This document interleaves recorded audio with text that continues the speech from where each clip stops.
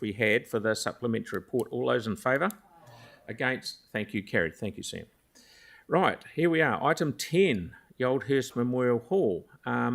Matthew, do you want to come and talk to us, please?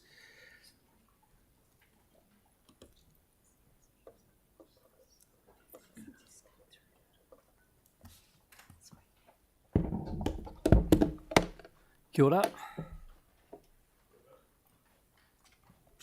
No. Fire away, mate. Well, thank you for having me. I presume everybody's read the report. Thank you for the deputations, Mike and Michelle. We received an email from the Yaldhurst Rural Residents Association. I didn't actually get it till this morning, but I believe it was sent yesterday. So that was good to have some of that information. I believe that was the email and the same information that was in the deputations. The report that you've got before you is not the final report. This is not the final chance that you will have to make the decision on this. Effectively, the hall is due to be scheduled as heritage. For heritage buildings, we need to go for a special consultative process to think around disposing. So the decision that you're making today is to consider gifting the hall to the Yaldhurst Rural Residents Association for $1, and we're going to consult on that through the long-term plan process, which ticks us the box for the special consultative process. Should the consultation results from that come back and everybody is in favour of that, and you make the decision, and that's the point that you will then make the decision.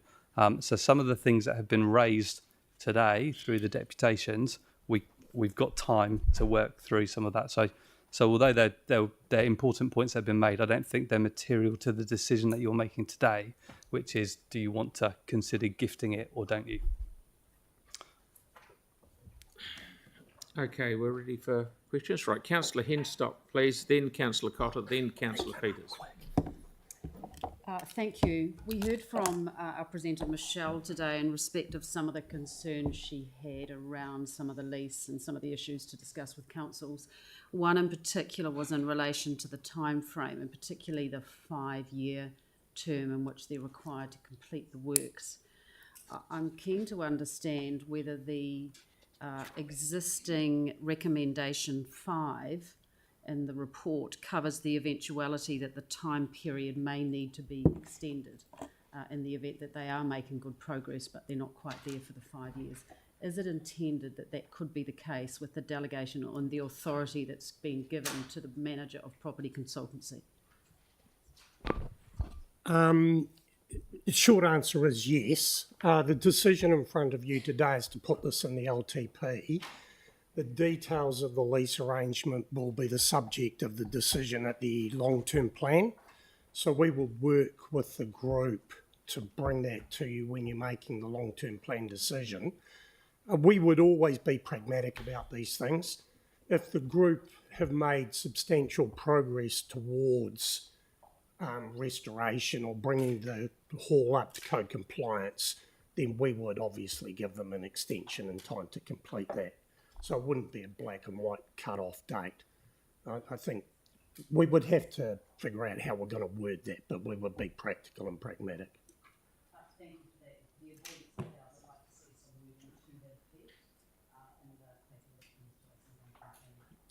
Yeah, definitely.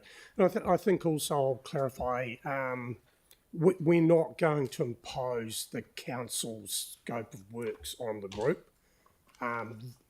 Our requirement will just be that they get that hall up and operating and they comply with all statutes, regulations and bylaws. It'll probably be something pretty simple in that regard. We're not going to impose a scope of work and go, you need to do these things. Okay, excellent. Good question. Councillor Cotter. Yeah, thank you. Kia ora, Angus. Nice to see you. Happy New Year. And Matt. Nice. Was number 2 there, unilaterally, I'm not sure what that means, but my question is, when community groups take on projects like this, they often benefit from a one contact person in this organisation. So if this is agreed to in June, is it possible for them to have one person identified that they deal with to help them through this, like a liaison person in council? I mean, for instance, the Edgeware Pool Group, They've got a wonderful Barry Woodland who's their first port of call, who's been incredibly helpful, and it just helps them to have that one person to go to. So can I just flag that? That would be really helpful for the group. And I know I can tell from the deputations that they've already got a really good relationship with council staff on this, but I'm just flagging that for awareness that it does help community groups if they've got that one person. Yeah, it also helps us because there's a lot of hats the council wears, Yes. and it's best that we coordinate it through one Yeah. person. Yeah. Barry put the hard work into this report. He's been working on this, so he's familiar with it. So it may well be Barry again, or we do have case managers who help people through consenting and development projects. So we could consider that as well. But we will establish one relationship That's manager. great. So it's a case of if this community gets the go-ahead to do this, that we walk alongside them. Yes. We work together, but the community's putting in the hard yards. Thank you. Thank you. Councillor Peters, who I know is also bending over backwards to be the mover of this, so I'll just put that out there. Katie, thanks. So far away. Thank you. Just picking up on a piece from Michelle's deputation and looking at item clause D, I think it is, in the resolution today around no cost to council. Would it be a possibility for us as a council to look at treating them like any other community group and have the ability to come and apply like any other community group could for this project to have the opportunity to access some funds that might have been used other ways on that premise to help with that refurbishment? Yeah. Matt just said that was based on the EOI that went out. There's two aspects to that. One is, does the council want to budget some money to help this group, and that would be part of the LTP decision you make at the end of the year. So I presume us and the group will come back to you if they think there's a shortfall and need assistance. So that would be a long-term plan decision. The other aspect to it is grant funding that normal community groups could avail themselves of. Yeah, so that would be the two decisions you need to consider when you're adopting the LTP is how much funding or ability do you want to give this group. But that is a decision for May or June. And to be clear, at this stage, there is no funding currently budgeted for this. No, I mean, the main thing I'm hearing from the community groups, the group there is, access to strengthening community fund or heritage fund or a normal contestable fund that any other group would have access to. If they'd have ability to apply to those, then I think it's what they're asking for. Okay, thank you, Councillor Peters. Councillor Johansson, please. Oh, yeah, thank you. I was a little bit concerned over the resolutions C and D and E, and I think some of the deputations spoke to concerns with those. Is there a reason we need to put those in now rather than after we've done the formal consultation? So is that 3C? Well, it's just C1, C2, D and E. Sorry, 3. Yep. Sorry, you're right. Yep. 3C is effectively council's. There's an earthquake-prone building notice on this building, which comes into effect in 2035, which says that the building must be repaired to a minimum of 34% or demolished. So 3C is kind of just a standard. Just let's be really clear. That's why we're making this decision. Code compliant is the same. It's not that the group think that they've got it to 34%. It's that it's at 34% and it is code compliant and it is available. So 3C, 1 and 2 deal to that. D, I think we've covered. That's at your decision. There's no money budgeted for future repair costs. When council made the decision previously and we went out as an EOI, it was at no future cost to council, but that clause can remain or can be removed. Sorry, I guess what I'm trying to understand is, like, we heard from the deputation that there's a number of concerns with what we've got in terms of the proposal.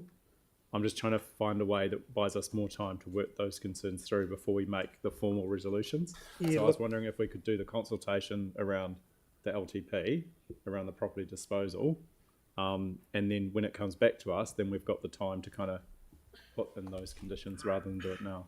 Look, I think it's important to retain those because you're going to go out and consult with the community, and the community needs to know the framework in which you're considering at this stage. So if you don't articulate that to the community, that, and essentially those issues are that they comply with statutes, bylaws and regulations, they bring this up to code, that the council is not going to budget additional money or funding towards the project, and if there's not substantial project progress or the building isn't brought up to code and operating, that we can claw it back.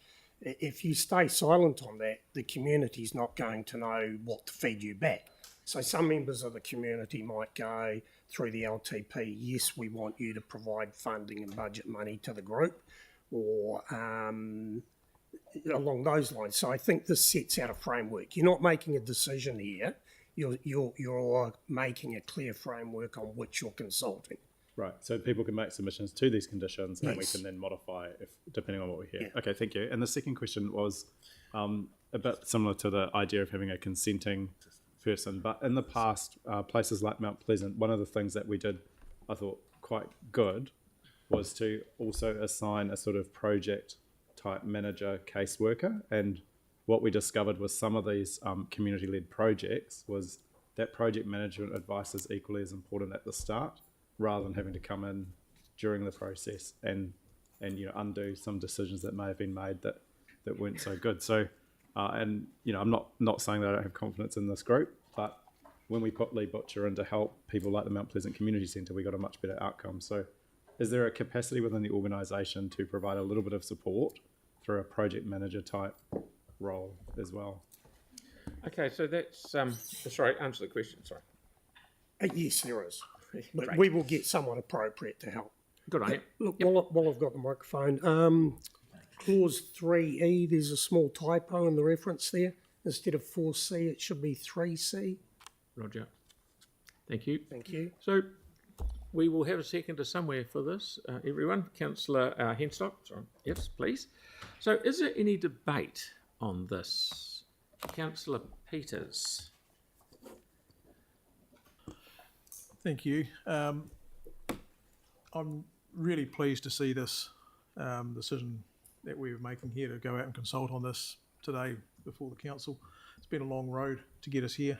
The community have had great patience in working with us as a community board and with councillors to get to this point, and to have the opportunity to look at the idea of empowering this community to step up and perform the magic that I know they can do. They've got great capability with the professionals they've got involved in their group, and they've got great tradespeople waiting in their community, just dying to get their hands into this hall and really give it the love it needs to bring it back to life and give it the vibrancy in the heart of this community that it so desperately needs to become again.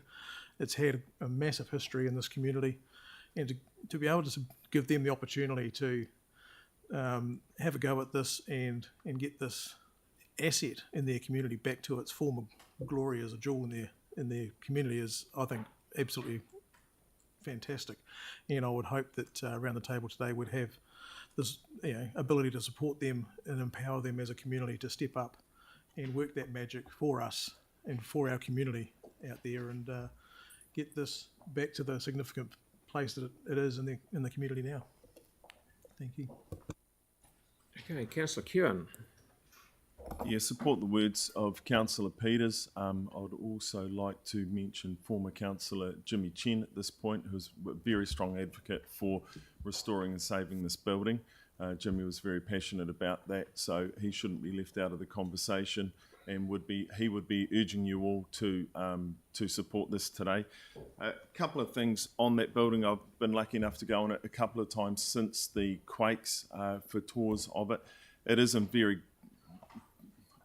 good conditions, a strange term to use, There's some very good examples of particular architecture that there's only a handful left in the entire country that were built at that time. This building, for better or worse, really had no money spent on it since it was built, which in a way is a great thing, because even the cost of cigarettes in the year they were selling them out of the slots at the front door is 12 cents, still written there in handwriting. So there's little bits of history and information in there that make this a very, very particular piece of not only our city's history, but our country's history. And longer term, once this is restored by the community, and like the great people of Governor's Bay did, a community leading it will cost the council way, or the people of Christchurch, way less money. Once it's restored, it'll have an economic value as well, because I have no doubt, because of its architecture interior-wise, it will be used as a filming location for TV shows or movies that are made into the future here in Canterbury, because of the architecture that it does represent internally. So things like that do have an economic value for us longer term, not just for remembrance of someone's first kiss. Very good. Councillor Cotter. I'd just like to congratulate the community for taking this initiative and offering their energy and their talent, and look forward to the decision in June, and then look forward to the progress on the resulting wonderful building that you are intending to save. So congratulations. It's not going to be easy, but good on you. Good all-round effort. With that, I will put the motion. All those in favour? Against? Thank you. That is carried. Brilliant. Well done.